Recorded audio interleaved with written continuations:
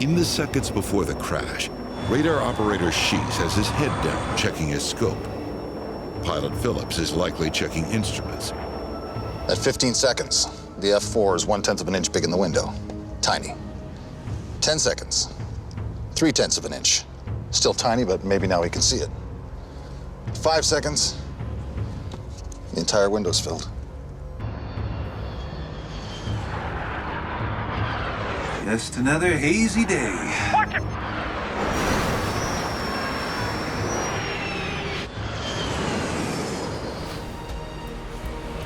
Los Angeles International Airport. Hughes Air West Flight 706 prepares for takeoff. There are 44 passengers on board. Welcome aboard, folks. We'll be getting underway Any minute now. Captain Theodore Nikolai is in command today. Roger, 24 left, climb heading 250. First Officer Price Bruner is also highly experienced. Runway's clear. Throttles are all yours. At 6:02 p.m., the Hughes Air West flight lifts off from LA. 372 miles from Los Angeles at an airbase in Nevada, Marine pilot James Richard Phillips and radar intercept officer Christopher Shees is one of a group of fighters that's been practicing air intercepts over the western United States. The F-4's high-altitude oxygen system was leaking. So there's no way to fix it at this base? And the mechanics in Nevada couldn't fix it. Sir, it's Lieutenant Scheisse. Yes, sir. Will do. Yeah, they still want us to head back to El Toro. To avoid using the broken oxygen system, Just keep it nice and low. they've been ordered to fly at low altitude. At 5:15 p.m., the F-4 takes off. Pilot Rick Phillips cruises lower than he ordinarily would. If it weren't for the oxygen problem, he could fly much higher and clear of commercial traffic leaving Los Angeles.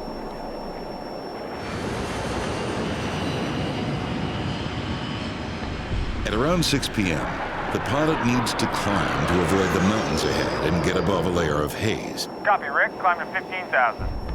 There's a basic concept in aviation called see and avoid. It's every pilot's job to watch out for other planes. Investigators wonder why the pilots of the DC-9 did not take any action to avoid the disaster. It's coming in at 420 knots. From the north, slightly east. The DC-9 is coming in at 320 knots from the southwest. Okay, 040, direct to target. What's the rate of closure? In the seconds before the crash, radar operator Shees has his head down, checking his scope. Pilot Phillips is likely checking instruments. At 15 seconds, the F-4 is 1/10 of an inch big in the window. Tiny. 10 seconds, 3/10 of an inch. Still tiny, but maybe now we can see it. 5 seconds, the entire window's filled. Just another hazy day. Watch it! None of the pilots that day had enough time to see the other plane in their path.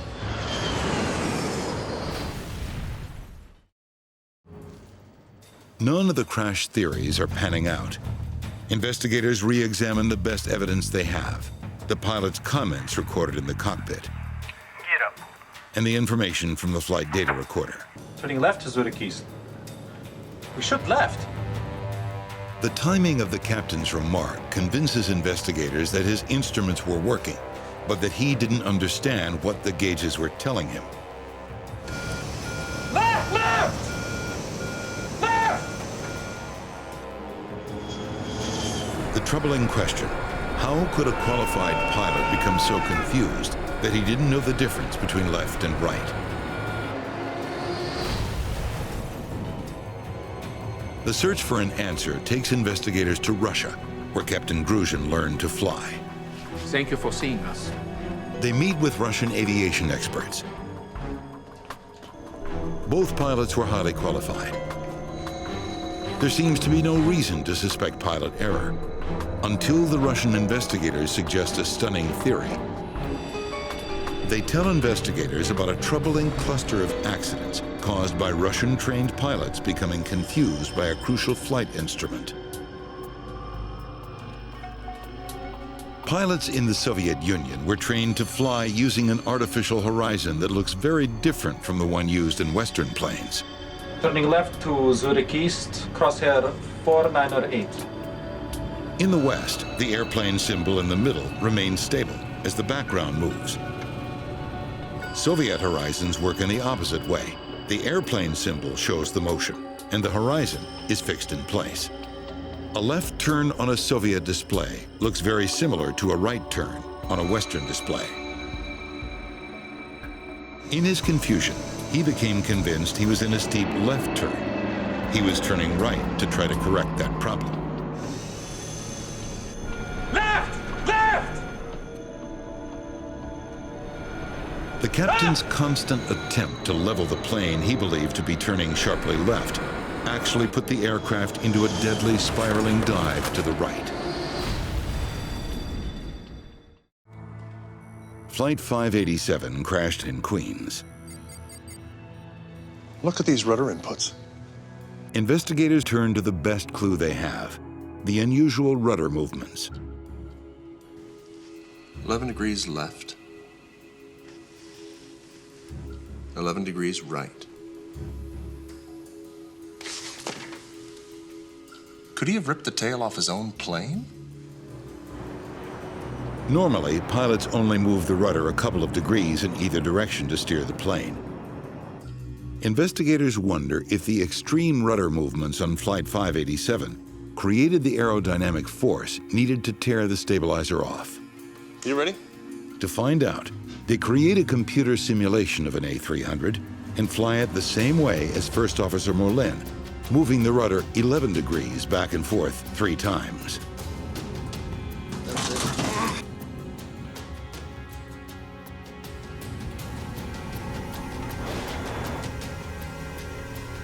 There. That would have done it. The discovery finally explains what happened to American Airlines Flight 587, but it doesn't explain why. It's clear the pilot should have had no trouble handling the amount of wake turbulence they experienced on takeoff, but that's not what happened on Flight 587. They don't understand why an experienced pilot would move his rudder so violently to fly out of the wake.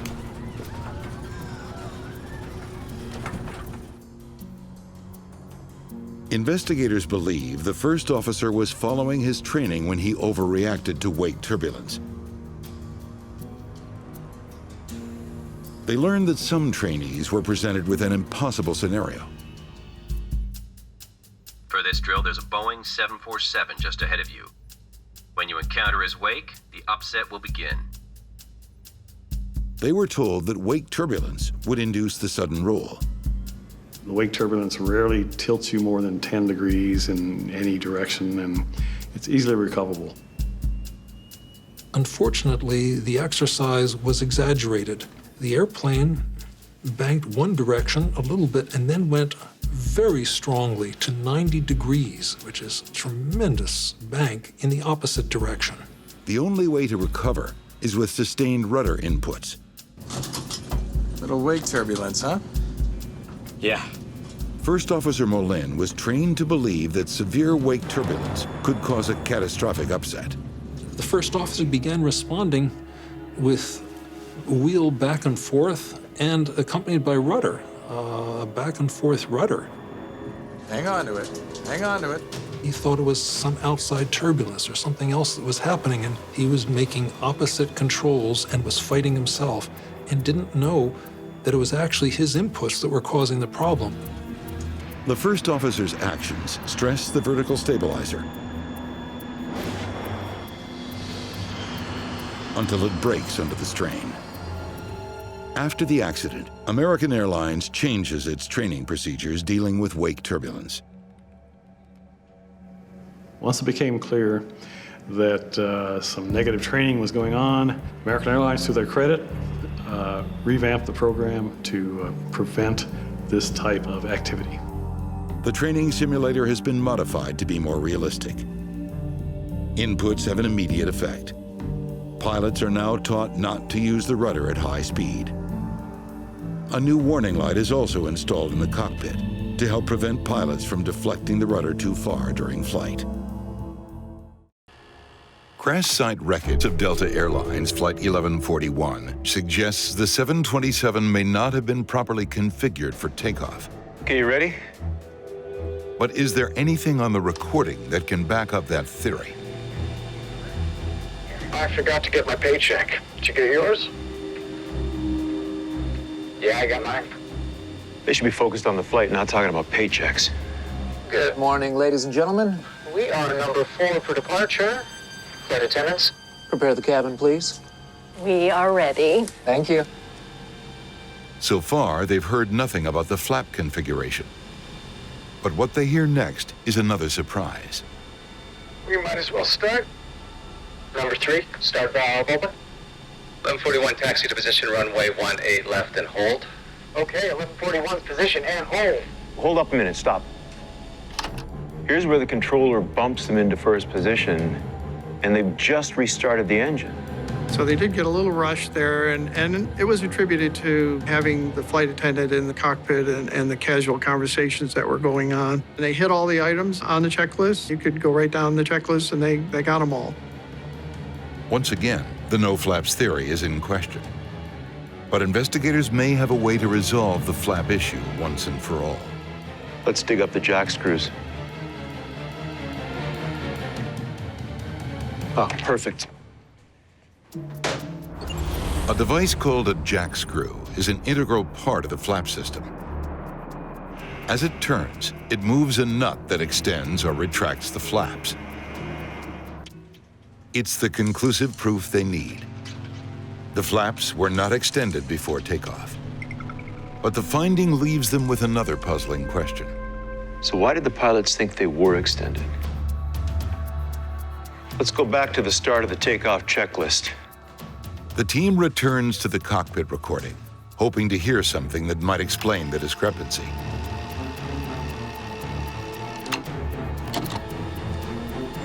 Shoulder harness. They're on. Flaps. 1515 green light. Flight controls. Tops and bombs are checked. Nav instruments. They're set.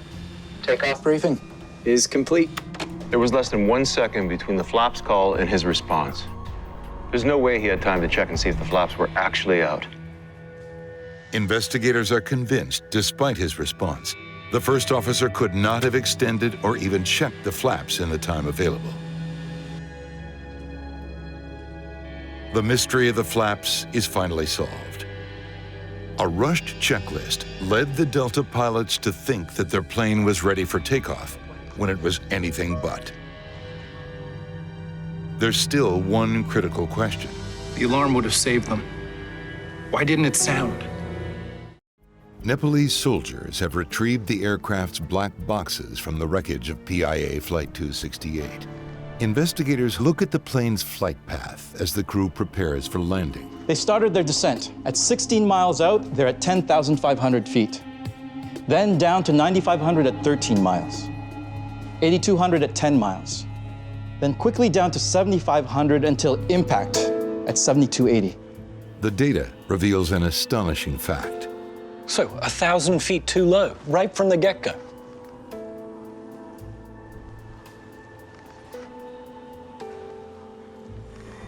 Wait a minute. There you go.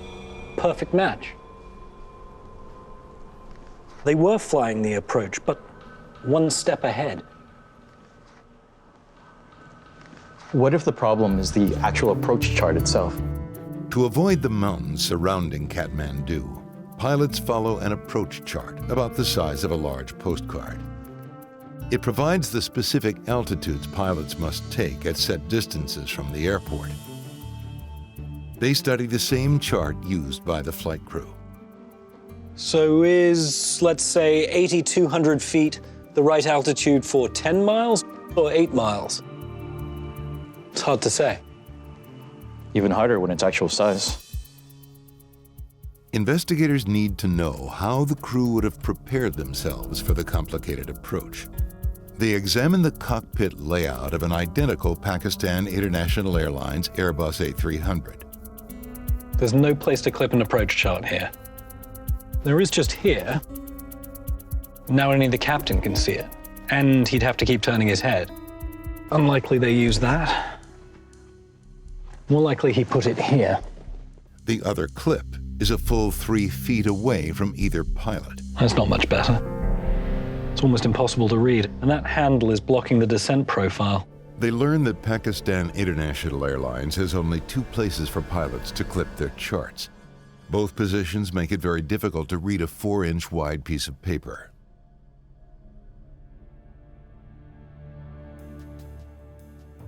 Could it be? Then, quite by accident, the investigators discover a key clue regarding the pilot's misreading of the approach chart. This definitely makes it look like 10,500 is the correct altitude at 16 miles. Robinson finally has a theory he can put to the test. Kathmandu Tower, good afternoon. Pakistan 268, 25 miles at 11,500. Just a few minutes before impact, the first officer reports being 25 miles from the airport at the correct altitude of 11,500 feet. Pakistan 268, report 16 miles, wind 180, expect Sierra approach. Roger, call you at 16 miles, expecting Sierra approach. Sierra approach, Commander. But when the captain looks at the approach chart, his thumb may have obscured the correct next altitude. Here it is. Watch my levels. Now, instead of maintaining 11,500 feet, Captain Janjua dials in the next altitude on the chart. Descending to 10,500. Oblivious that his plane's approach is now 1 step ahead. The crew has now made a fatal mistake. Unaware, the airliner is now descending towards a violent collision with the side of a mountain.